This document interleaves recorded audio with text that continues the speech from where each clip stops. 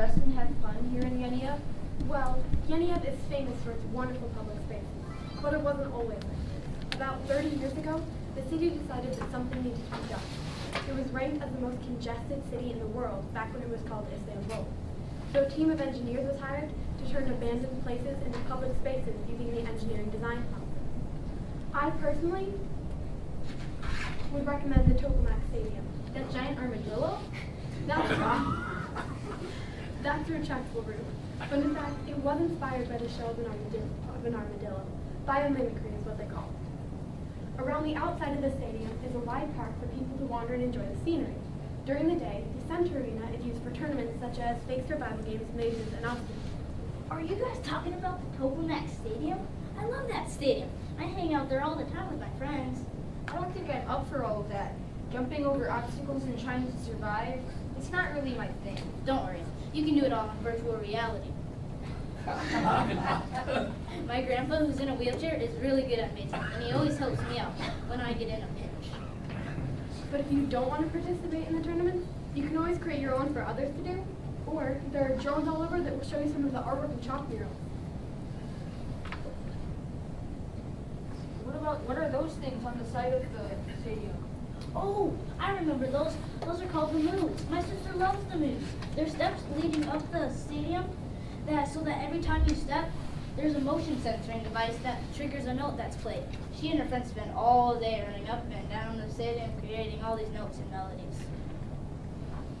There are also vendors around the outside that sell everything from delicious kolba and baklava to beautiful lanterns and ceramics. Speaking of souvenirs, my family wants me to bring them some when I get back home. Then you should definitely check out the Galata Bridge. It spans across the Golden Horn, a tributary that runs into the Bosphorus Strait.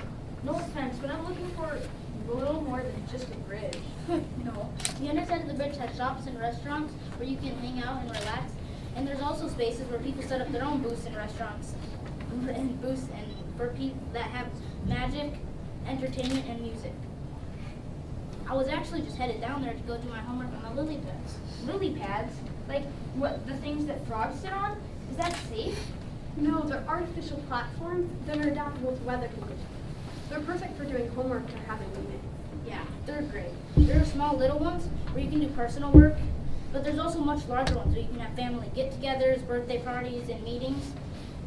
Some of the lily pads are even greenhouses where people grow gardens that help contribute to the city's food. And if the weather gets bad, a dome similar to the one like the stadiums folds over you so you always stay dry. Like little armadillos? Yeah, sure. And at night, biomechanical engineers figured out how bioluminescent bacteria can help illuminate the pads in the water. Wow, I'll definitely have to go check those out tonight. You should also take a rowboat tour of the Golden Horn. It's super cool to see all of the buildings at night. Rowboat? Like I have to row my own boat? No, rowboat like robotic boat, like robot, rowboat, get it?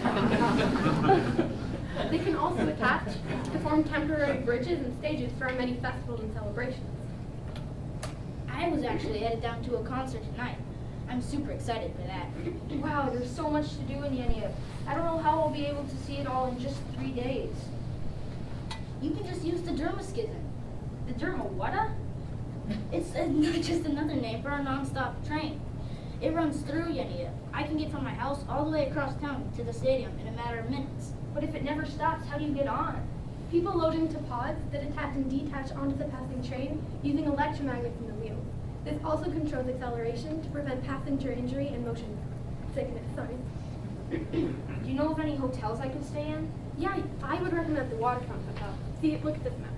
The stadium is right here. Here's the Galata Bridge. This train runs right through here, and the hotel's right here. What's that wacky thing? Oh, I remember what that's called. That's called the gasification plant. Me and my class got to go there during school and take a tour and see how all the garbage gets turned into energy. You went there during school? Yeah. Yesterday, we got to go to the stadium and using virtual reality, Gail got to tour some of the old mosques and temples that used to be here in Yeniev. That sounds a lot more interesting than school was back in my day. Wait, you said that the garbage was turned into energy? All of the garbage that can't be recycled is melted with plasma torches. This creates syngas, which is comprised of common gases.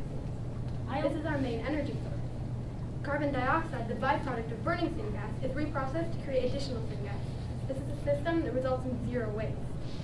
Oh yeah, I also remembered in school that geothermal energy heats and cools all of Yeniev's buildings.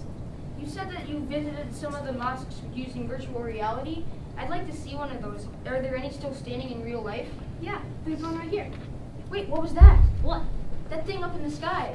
Oh, our safety personnel, like policemen and ambulances, travel by air in drones so they can go faster than the people on the ground. Yeah, I remember once when I had this friend who was super sick, and the hospital was immediately informed of the condition that his vitals were in. He was soon after airlifted out of his house. How did the hospital know that something was wrong with him?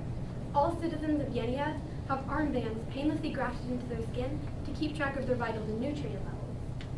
Wow, Yeniev sounds amazing. I wonder how the engineers redesigned it so seamlessly. Well, it's not quite perfect. My friend working at the gasification plant told me that the process does create some extra materials, but the chemical engineers are working on this. And during the construction of some of our newer buildings, some of the older ones had to be destroyed. But workers tried to work around the more historical ones. Oh, I forgot. I have one to do. Have fun in Yeniev. Yeah, if I'm going to see everything, I better get going too. Thanks for the help. No problem. Have fun.